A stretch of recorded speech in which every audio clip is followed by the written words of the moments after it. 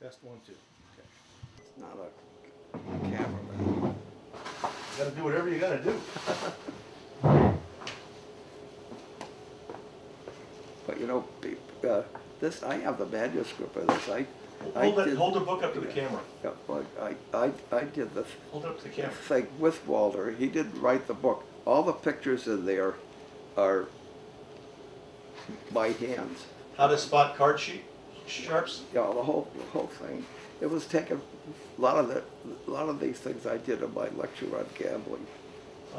And Walter put it together, and then he put it together in the book. But it was not just a book that he wrote. He wrote one on magic that he used my name in. That's different.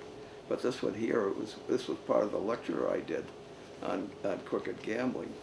And unlike most people who were in magic talking about gambling, when I was talking about gambling and worked for the FBI, and incidentally, I'm probably the only one that worked for the FBI.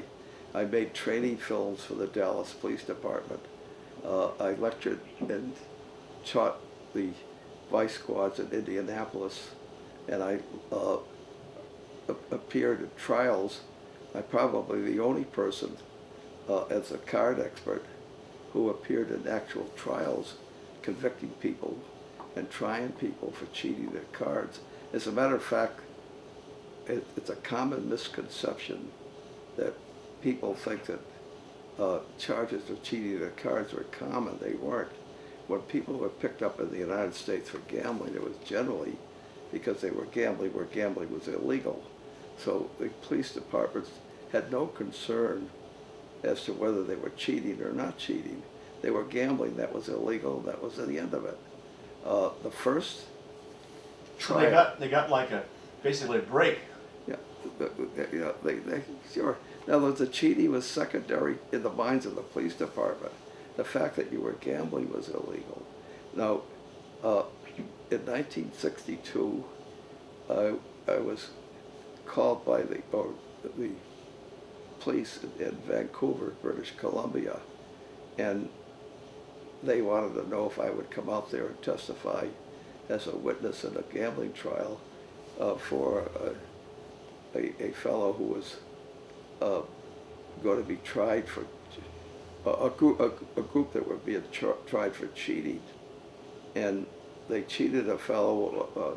Took at that time in 1962 a little over $10,000 from him in a few days. And incidentally, the interesting twist of this story is they had a girl in this group of 3 or 4 American gangsters. Really, they were card cheats and dice cheats. In this case, it was dice, and they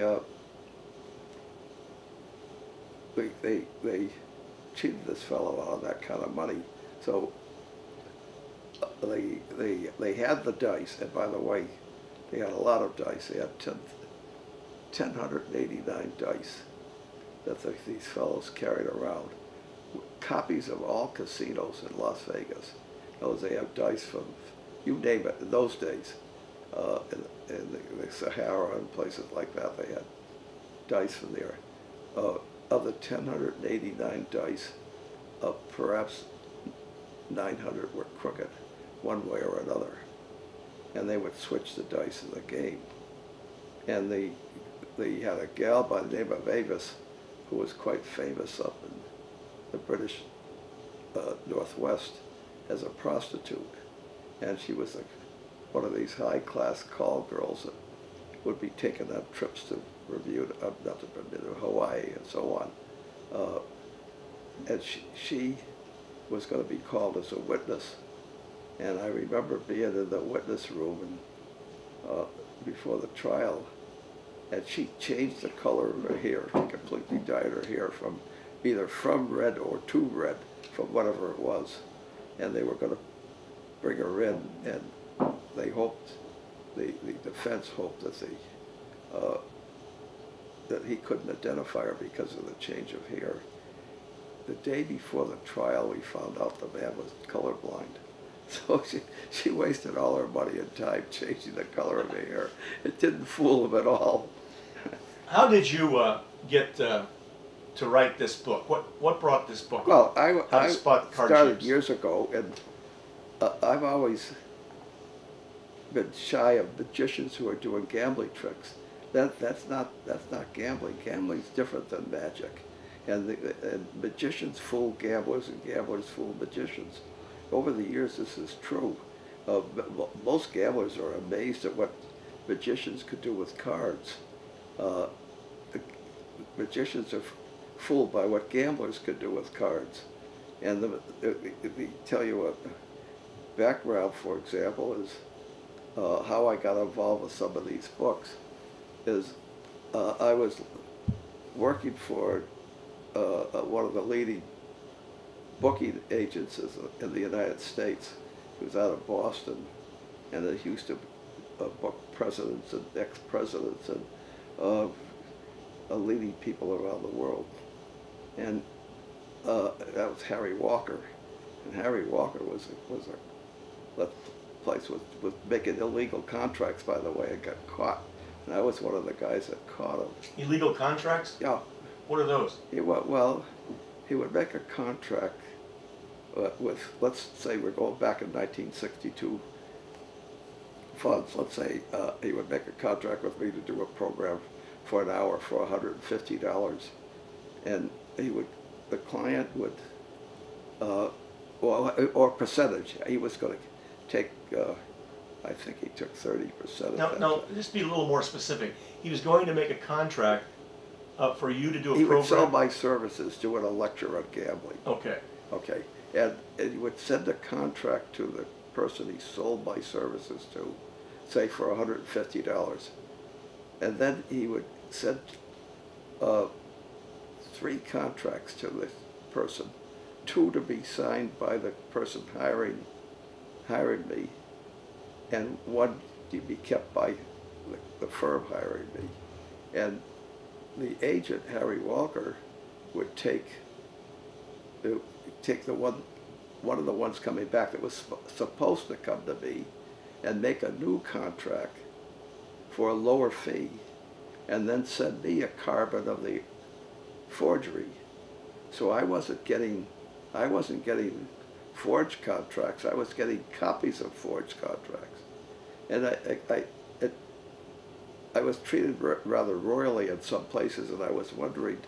And Walker used to tell me that I want you to go out to Iowa or go out to Chicago or whatever and do a show. It's very important because he's starting out there, and he would talk me into doing a lower fee because it was planning for the future. And when you say Walter was starting out there, yeah, well, the agent Harry Walker, who incidentally he moved to New York and became probably the biggest agent in the United States. And his son was doing the same thing, and his son's in jail now, I think, because he got caught with forged contracts. But anyway, he was doing that, and the reason why I caught him is because I was doing a program in Connecticut somewhere, and I came in with a fellow jokingly said, "Gee, here's our high-priced entertainer," and I was thinking, "Gee, I'm not hardly high price," and I asked him, "Gee, what's high price?" And he said, "Well, you're getting so much." Like they say, a dying person, the whole world goes in front of him in a few seconds. I realized what he was doing. So I checked other places, and we sued the guy. In other words, I had sued him in Boston. And we settled the case minutes before the trial.